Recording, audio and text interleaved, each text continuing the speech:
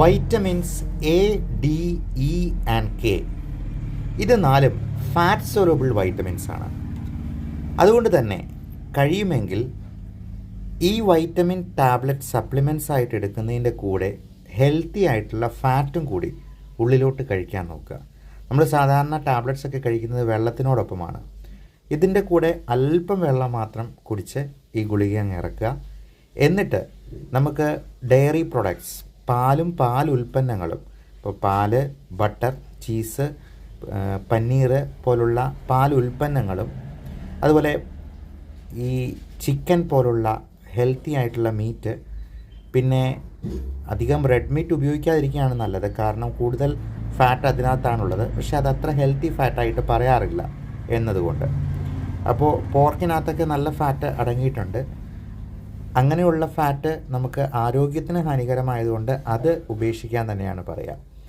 അപ്പോൾ ഈ fat soluble vitamins ഫാറ്റിൻ്റെ കൂടെ കഴിച്ചെന്നാൽ അതിൻ്റെ അബ്സോർപ്ഷൻ കൂടുതലായിട്ട് നടക്കുകയും കാൽഷ്യം അബ്സോർപ്ഷൻ കൂടുതലായിട്ട് ഉണ്ടാവുകയും ചെയ്യും. അപ്പോൾ കാൽഷ്യം കുറവ് കൊണ്ട് ഓസ്റ്റിയോപോറോസിസ് പോലുള്ള ആർത്രൈറ്റിസ് പോലുള്ള പ്രശ്നങ്ങൾ അനുഭവിക്കുന്നവർക്ക് വൈറ്റമിൻ D3 ക്യാപ്സൂളായിട്ട് എടുക്കാം. അത് ഫാറ്റിൻ്റെ കൂടെ എടുക്കുക.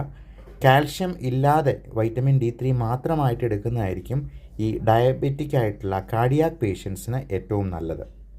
കാരണം കാർഡിയാക് പേഷ്യൻസിന് കാൽഷ്യം ഒത്തിരി കൂടിപ്പോയെന്നാൽ അത് ബ്ലഡ് വെസൽസിൻ്റെ ഉള്ളറകളിൽ അത് ഡെപ്പോസിറ്റ് ആവുകയും അതെറോസ്ക്ലെറോസിസ് എന്ന ഒരു പ്രശ്നത്തിൽ നിന്ന് ഹാർട്ട് അറ്റാക്ക് ഉണ്ടാക്കാനായിട്ടുള്ള കൂടുതൽ കാരണമാകുകയും ചെയ്യാം.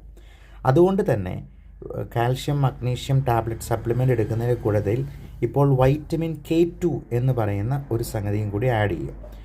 അതിനോടൊപ്പം തന്നെ നമുക്ക് കൊളാജൻ, L-ആർജിനിൻ, കോഎൻസൈം Q തുടങ്ങിയ സപ്ലിമെൻറ്റ്സ് എടുക്കുന്നത് നമുക്ക് ഈ ഹാർട്ട് അറ്റാക്ക്, ബ്ലോക്ക് മൂലമുള്ള പ്രശ്നങ്ങൾ ഒക്കെ ഉണ്ടാവുന്നതിൽ നിന്ന് തടയാനായിട്ട് സഹായിക്കും.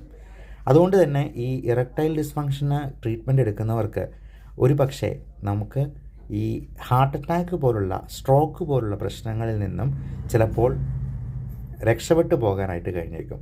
കാരണം L-ആർജിനിൻ, കോഎൻസൈം Q എന്ന് പറയുന്ന സപ്ലിമെൻറ്റ്സ് നമ്മുടെ ഈ ഹാർട്ടിൻ്റെ ബ്ലോക്കുകൾ, അതായത് കൊറോണറി ആർട്ടറി ഡിസീസ് പ്രിവെൻറ്റ് ചെയ്യാനും കൂടി ഹെൽപ്പ് ചെയ്യും എന്നുള്ളത് കൊണ്ടാണ്. അതുപോലെ കൊളാജൻ, ഗ്ലൂക്യൂറോണിക് ആസിഡ്, ഹയലുറോണിക് ആസിഡ് തുടങ്ങിയ സപ്ലിമെൻറ്റ്സും മഗ്നീഷ്യം പോലുള്ള സപ്ലിമെൻറ്റ്സും ട്രേസ് എലമെൻറ്റ്സും എടുക്കുന്നത് നമ്മളെ പല രോഗത്തിൽ നിന്നും മുക്തി പ്രാപിക്കാനായിട്ട് ഹെൽപ്പ് ചെയ്യും. അപ്പോൾ കാൽഷ്യം കണ്ടെയ്നിങ് ആയിട്ടുള്ള ഫുഡ് ഒത്തിരി കൂടുതൽ കഴിക്കുന്നത് ഡയബറ്റിക് ആയിട്ടുള്ള കൊറോണറി ആർട്ടറി ഡിസീസ് ഉള്ളവർക്ക് പ്രശ്നമാണ്.